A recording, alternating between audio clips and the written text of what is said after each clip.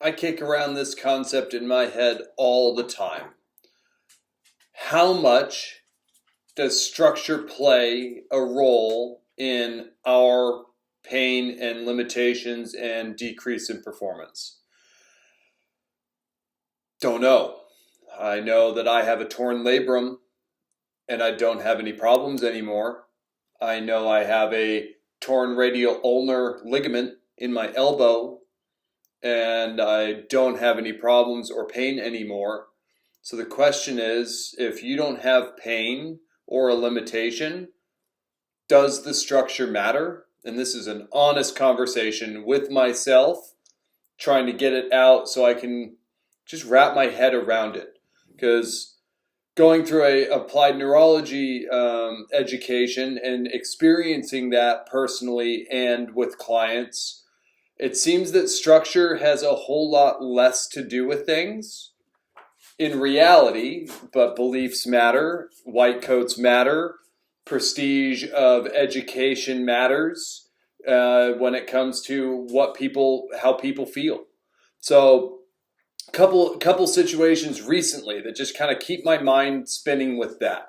Initially, I was working with a player. Or actually, I was on a coaching staff, and I was watching the team warm up, and I watched a player hit a ball, and he landed, and there was nothing weird about. Like, I saw the moment, and he went down, touched, like, rubbed his ankle, walked around, played a little bit more, came off, was like, yeah, my foot hurts.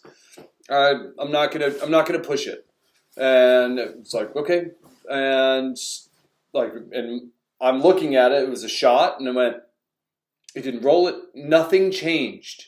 Like, it wasn't an odd impact. It was just a shot like he had taken probably hundreds and hundreds of times at that point. But that one, ouch. Now my foot hurts. What's going on? So come to find out here, so he goes through the process. Okay, my foot hurts. Let me go to my doctor. My doctor will take a picture of it. They will find something in that picture. And I'm curious to know how accurate pictures are. And there another situation, much more recently, that, like, it's just odd, but I'll get to that one. So he gets his picture. Oh yeah, there's a bone fracture. You could try physical therapy for 6 to 8 weeks, and if that doesn't work, we'll cut you open, put a screw in that bone, and you'll be good to go. And so he goes through that process. I am not seen as one of those people that can help right out of the gate. I don't have the white coat. I don't have the credentials. I don't have the prestige of those positions. And we put a lot of value into those people in our country. So I'm just waiting on the sideline. I'm just expecting that, okay, he'll be taken care of and he'll be back before you know it. And he's not. He did 6 weeks of physical therapy, and the pain was still there. And he hadn't gotten another picture, hadn't gone back to the doctor yet because he had 2 more weeks of physical therapy. And he we got connected.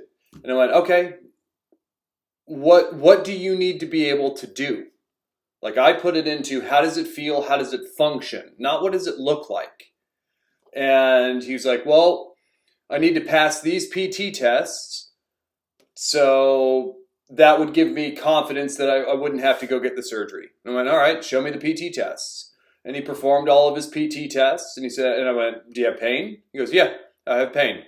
And we got to work. We found some major dysfunctions in his vision system. We found some differences in his balance system. We found a coordination difference side to side. So again, none of these things, like, in themselves is like a whoa, something drastic is happening. But the idea is all these little things can lead to a big representation. So we start getting to work, and I don't have answers. I have a process. And so we start training things. We start reassessing.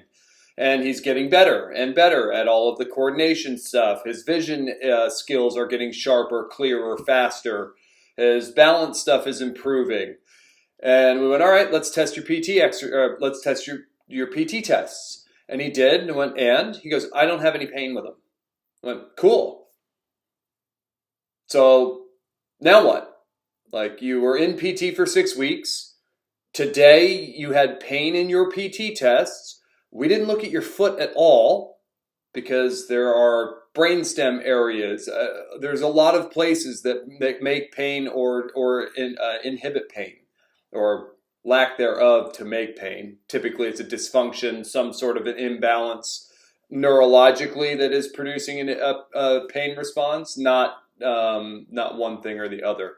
So, okay. So we should keep doing these things that we found, get you out of pain, and we'll see what happens. And he goes, yeah, that's great. And gave him his exercises to do, film him doing them, so he's got his homework to do. And he goes to PT, 2 more weeks. I get a text, hey, so the PT wants me to, or is referring me back to the orthopedic surgeon to get a surgery. I went, well, what happened? He goes, well, the pain came back a little bit while we were doing other things. It wasn't even the testing. And I kind of went, well, I mean, I can poke on my arm hard enough and make pain happen eventually. So what are we doing? Like, it was about tests. Now it's, oh, well, you have pain in this exercise. So we're back to square one where PT didn't help. And now you're going to go to your orthopedic surgeon again. And I went, have you been doing those drills? He goes, well, no, the PT gave me a set of exercises that he wanted me to do. And in my head, again, I'm going, okay, so you come to see me after 6 weeks of PT. You are in pain with all the tests that they want you to pass. We train for 2 hours. You pass all of those tests without pain. We have a direction, like, we know why. We did these drills. They help the most. Do those drills, but instead of those drills, you went back to the PT, did their exercises, the pain came back. You failed the PT tests because you had pain, and now you're exploring surgery again. And I went, well, I mean, come see me again, and let's see what we can do. Pain-free again. And I went, all right, man, what does this mean to you? He goes, well, the doctor said that if I don't get out of pain, then I probably need a surgery. I went, you are pain-free right now with function. Like, you can do everything you want to do. Pain-free right now. He goes, right, but they told me, and I went, interesting. So there's this belief component. DPTs, there's a fancy name behind, or that's fancy letters. MD, PhD, fancy letters, but those are all academia.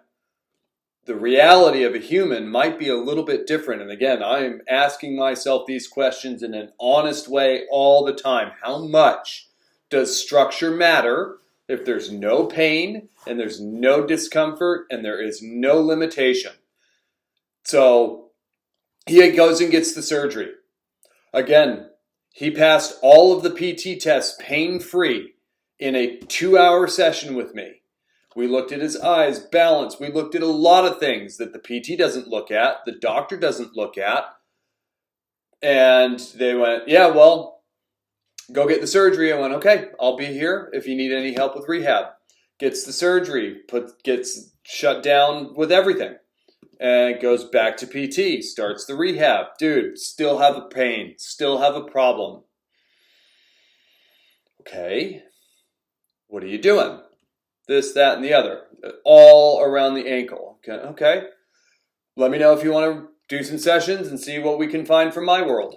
And pain-free again. And I'm going, I don't know what else I can do here. Like, it simply seems that I don't have the right letters behind my name, so I'm gonna take the recommendation from the letters. That's ultimately what just fundamentally seemed like. I went to PT for a pain in my foot. PT did not help. I did not pass the tests. I go see someone that is not a PT. I am pain-free, passing all of the tests within 2 hours. We even talked about, hey man, this is a direction.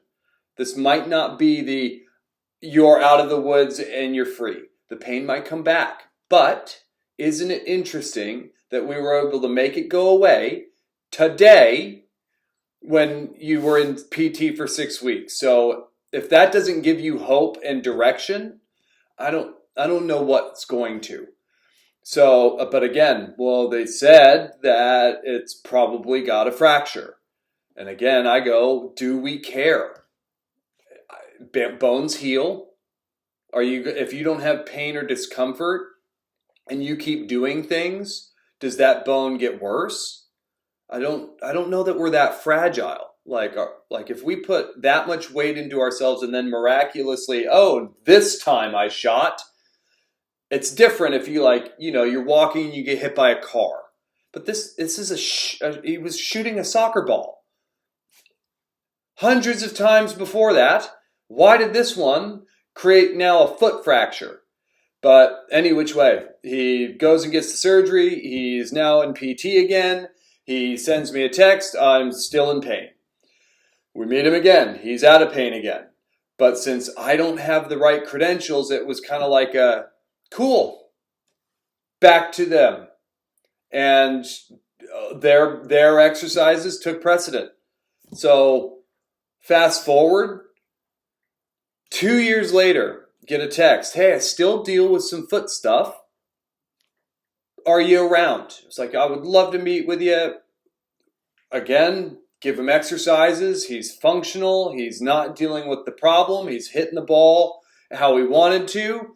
And that was the last time I saw him. So I don't know how well he did with that. If he actually took upon those exercises and did them for the first time. They were different. They weren't the same, like me going, do those 4, do those. No, we assessed everything again and went, based on what we see today, let's look at it this way. So that was okay. So my own experience with, you have a structural problem, it will be a problem unless you get it fixed. You have a structural problem. It will be a problem until you get it fixed, meaning fix the structure. And I don't have issues with the structure or the sensation, or even more importantly, the function. So sensation and function are just fine. Then I have that guy. I'm there for the injury. I see it. It's nothing special. He didn't even roll his ankle. He just landed, kept going, and I saw him go, oh, what the heck is that? And then again, PT didn't help. Sees me, helping one afternoon, goes back to PT, continues on the surgery train, gets the surgery, still has the problem. PT still has the problem. Sees me, no problem. Don't see him for a couple years. I still have the problem. Comes see me, no problem. And I'm going, I don't know. I don't know what to think. Like, is this a very unique case? Or is the reality of what we've built around people maybe not as accurate as we thought without neurology? You got to think, everything we're doing to people is without understanding much of how the brain works. fMRI started in 1990, pictures of live brains. Before that, something desperately wrong had to happen, and we can kind of understand it from a behavioral perspective. We can open you up in shock places and see what responds. But 1990 is when we started getting live imaging of the blood flow shifts in the brain during live activation to start going, let's understand this in real time. Our medical system isn't built on that with that understanding in mind. So now we know from fMRI, from a good dive into live brain studies, this pain is an action signal sent by your brain. Structure doesn't have to have anything to do with it. And we know that from imaging. We're now imaging healthy people that don't have problems, and we're seeing structural issues. Well, in the past thought process of that structural issue must be the cause of your pain, how is that possible? Again, I have a healthy back. I've never heard it. I have had back pain, back problems. But let's say you're a healthy individual that has never hurt their back. They're taking pictures with those people now. And they're finding that they have disc issues, they have spine issues, they have spondylolisthesis, whatever it is. but they don't have pain, they don't have dysfunction, they have no problems. So how much is structure a part of it, or do we need to update our model? Another example recently, kid has thumb pain. I look at it, and again, I'm getting to the point where when I'm starting to hear about what people are up to, I go, I wonder what's going to break down. And this kid was like vacation, vacation, vacation, travel, fly, drive, different beds, different foods, different family, different environments. Coming off of finals in high school, coming off of the grind of the end of a season in their sport. And I'm going, boy, this kid is burning it from both ends. I wonder what's going to break down. And he didn't play at all going into a major stressful tournament, like you got to win to keep moving on. And he comes back with a thumb problem. It's like, what'd you do? I came out, punched a ball, unfortunately also punched a teammate. So he punched his teammate in the back. Ow, my thumb hurts now. I went, it's not bad. Like, considering all the things that you're doing, not bad. So it was a problem. Like, it was annoying for him. And again, I don't pursue the pain world. It can be a very challenging process to help someone out of pain based on what they've done to themselves. So I'm hoping that, he's going to be fine. He's going to go see. Again, I don't have the credential. So for me to go, oh, let's just work on your painful thumb all day. No, I'm a performance coach. If no one's helping you with that painful thumb, I'll step in because that's not fair. But I let the system do its job. And unfortunately, the system didn't help him. So he was like, yeah, my thumb keeps hurting. We did scratch at the surface work and made it feel better.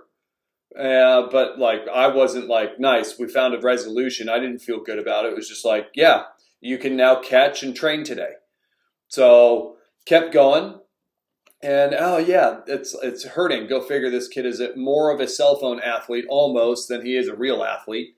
And he's like, yeah, it just kind of keeps hurting. And he comes. I just get a picture, and he's in a cast. He goes, yeah, I got a picture of it. Turns out part of it was fractured, so here I am. I went, all right, well, we can still work on stuff. So I'll see you next session. So we start working on other stuff, and he is in that cast, and he runs the gamut of it. Weird that they said don't sweat. Like, kids play in casts. Is that new? Like that, I've never. Don't sweat. I've never heard it. Like, I thought. People get cast sweat all the time and stuff. So I went, all right. So that was the one recommendation from him, is just minimize how much you sweat. And it was like, well, you should probably get off your cell phone then, because that is creating a galvanic skin response, a micro sweating every time you use it. GSE, something like that. It's ultimately, you can't control it. That's how they do lie detector tests and stuff like that. If you're lying, you'll get a sympathetic response. Sympathetic response creates a little bit of sweat. You're not going to be able to say don't sweat in those situations. Galvanic skin response, I think. So that's your recommendation. Don't sweat. This kid's a high schooler. Like, he wakes up sweating often. Are you kidding? But that was the recommendation from the doctor. Don't sweat. Minimize the amount of sweat. It was 98 degrees the other day. Don't go outside then. Stay in the AC and don't move. Like, silly recommendations. But I think it is because they have to protect themselves from lawsuits. If they give a high school kid even a sliver of a window open to go do something stupid, they will. And who knows what the parents will do. If they go, what the heck? Didn't the doctor say, no, the doctor gave me permission to do XYZ. The parent could go, we're suing him. So honestly, I think the doctors, since they have no control over it and they spend about 15 minutes with a person, 6 minutes of it is like an active conversation, they're not going to take the chance. So it's, you might lose your limb. Don't touch it. Don't look at it. Don't breathe on it. Don't sweat. leave it alone. Even though that is to protect themselves, it's one of the worst recommendations you could give to a human, considering as soon as you cast something, your brain, like within hours, starts to go, let's just start forgetting about it then. If we can't move it, what's the point of saving calories and energy up here for something that's not functional? So we are a use it or lose it system. We will lose the function if we don't use it. And we are dealing with that in a lot of ways as a society now. We aren't using our vision to the capability it could be. We're losing it. We don't use our balance system in the way that it could. We're losing it. We're ultimately getting to a place where, I mean, it makes sense. Like, we're entering the sit down and do nothing and have everything done for you realm. We're seeing it online. We're seeing it on, you don't even need to have friends in real life. Just join the FIFA whatever online and you'll create a friend group. So like you can have everything delivered. You don't have to go anywhere. Soon cars will drive you places. And it's not helping our brains do anything that they were wired to do. So we're entering this neurologic decline era of being a human. I wonder why Alzheimer's and dementia and mental health and all of this stuff is on the rise. It's because we're doing less and less with our brains and we are use it or lose it systems. We need activation, more than gravity, more than just thought, but those satisfy life. So we're experiencing, what does degradation of us as nervous systems look like? So he gets his cast. It runs through the process and says, I go to the doctor and they will let me know if I can be out of the cast and into like something softer, or if I need like 2 more weeks because the bone hasn't healed. And I see him next session and he's got not his cast, but he's got just a hard thumb protector. I went, hey, all right, like you're out of the big cast. And like they did the whole thumb into the wrist. And it was this part of the thumb. I didn't know that they would do the whole thumb or the whole hand. I thought like he would start with what they gave him after the cast, which was just a hard cast that kept the thumb straight. Odd. But not my world. So comes in and went, nice. What did they say? What can you do? What should we be aware of? What are the limitations? And it was just no contact. And went, great. So we can start moving it. We can start reintegrating your hand into your nervous system, doing different coordination drills, pinky down, pinky up, index down, index up, pinky down, index up, index down, pinky up, circles at every finger, waves with the thumb and the fingers, and figure eights. And then we also went up a joint and worked on wrist control. Good luck with that one. That'll make your smoke come out of your ears. So we're working on all that kind of stuff just to make sure that the injury or the immobility is integrated back into his brain, because we are built to move. Like our neural wiring is all about awesome movement. And I went, so what did they tell you? And he said, it's odd, actually. Like, here's a high schooler that thinks it's odd, too. He was like, when I went in initially with thumb pain, they took all sorts of pictures from all sorts of angles, and then they showed it to me and said, see that? That's your problem. And this was his report. He goes, it kind of just looks like a smudged picture. How do you know that's the problem? And they're like, well, that's a fracture. See that? That's a smudge. And he goes, okay, got it.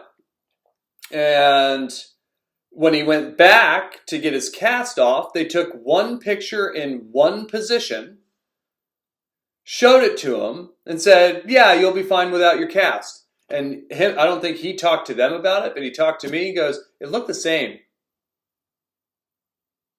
And it was odd that, to make sure it was healed, they didn't do the same imaging. They just did one image, and the lady said, yeah, you'll be good. Just softer, hard cast just around the thumb. You can take it off a few times a day, but still no contact stuff. And it's just an odd thing. Like it felt like the front-loaded business model. Hey, I have pain. We know we want you to get surgery. So we'll make it look like we did all sorts of fancy stuff to determine that, yes, you need a surgery, that insurance company will pay us, you'll pay a copay, and we're rocking and rolling, we're making money. But then on the back end, it was like, oh, we already made money on the surgery, so whatever. Here's a picture. Yeah, you're fine. Get out of here. Like, that's what it felt like from just hearing this experience coming in. So again, how much does structure matter? The honest question. I think about it all the freaking time. Like, I'm almost to the point where I don't have back pain anymore. It's gone. And I didn't look at my back to resolve it.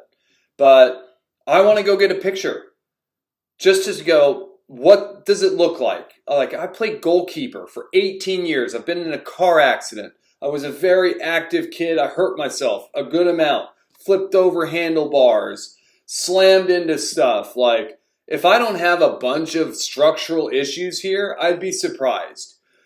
But it begs that question. So the latest one was referral. Golfer hasn't golfed in like 6 months, dealing with something in his abdomen, dealing with something in his ankle, can't go play. And he's just miserable because he loves golf. He's a high-level golfer, wants to go play again. So initial conversation was just, hey, Joe, you were referred to me that you do weird stuff and you might be able to help. And I'm like, might be able to, not sure unless I get to know you. And so our initial phone call was, okay, what's going on? Just paint a picture. So it was like he was swinging a golf club and he just felt this kind of like pull straight up his abdomen into his groin. It actually started in his foot and it made its way all the way up, and it kind of felt like, he said, this like strung, like, I forget the exact word. I don't have my notes in front of me either. But he described the sensation. And he was like, it's probably a hernia. I went, okay. Like, who have you seen? He goes, well, I've seen doctors and they didn't have answers. I went, okay. And he goes, so I finally found a doctor that's a specialist in hernias, and he's going, this has got to be a hernia. And again, I'm going, how much does structure matter? This guy, his whole living is, it needs to be a hernia. So I don't care, like, if you've got a mortgage and kids and a private school education and a Porsche to pay off, are you not going to go, come on, please be a hernia? Like, it's your whole business model is to have a hernia. It's a whole business model to have a bone fracture. So this guy went, yeah, sounds like a hernia. But he's been to other doctors, and the other doctors ruled out hernia. But here's one that's a specialist, and he's worked with pro athletes, and this is coming from him. So again, it's more of a prestige thing and a status thing than anything. So I'm just talking to him, going, yeah, keep filling me in. What does it feel like? How does it hurt when you're moving? And he kind of just started, like, I thought it was going to be about a 15-minute conversation. He just started dumping information on me. It's like, man, I'm listening, just asking questions. Like, oh, okay, this isn't just a, hey, Joe, what do you do? Like, this is ultimately an initial consultation right now. Like, he's diving into his health history and asking why. And I'm going, I don't know. I have a process. And that process starts with this, getting to know what you've done to yourself. And from there, we need to assess things. From there, we need to train things and reassess and see how you're doing. And so I just listened, got a lot of his health history, didn't know that was going to be our day, thought he just wanted to know what applied neurology was and if it could help. And the simple answer is, your brain matters, and yes. It's as simple as I can make it. Your brain could absolutely be creating this problem for you. Yes, it feels like a physical thing that needs to be fixed, and that was his holdup. Like, out of this hour conversation of, well, do you think you can help? Not sure, but there's plenty to work on. Like, he had other injuries. He had knocked out some teeth. I'm going, it all adds up. Small details neurologically end up with these big problems that people have. And he had enough. And I'm going, I can't tell you yes or no. We have to start the process. There's no result driven thing here. So he's just like, well, yeah, but I've got my appointment and he's going to find a hernia. So I'm going to get the surgery. I went, okay. Like, again, I'm not making you be my client. You were referred to me because you're not doing well and no one has answers. 6 months, no one has answers. So I'm not making you be my client. I don't even need you to be my client. Like, I'm here to help.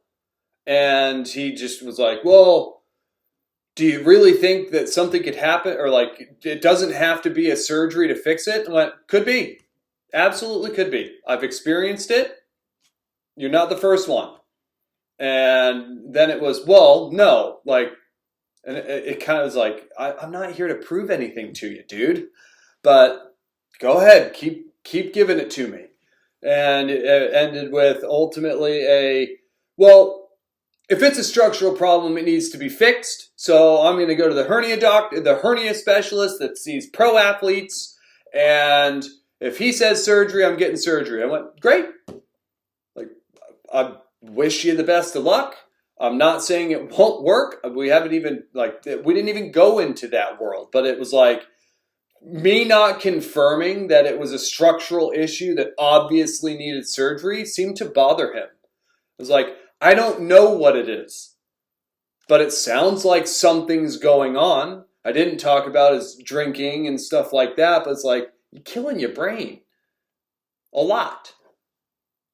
And now you want coordinated effort? Where does alcohol attack and actually kill?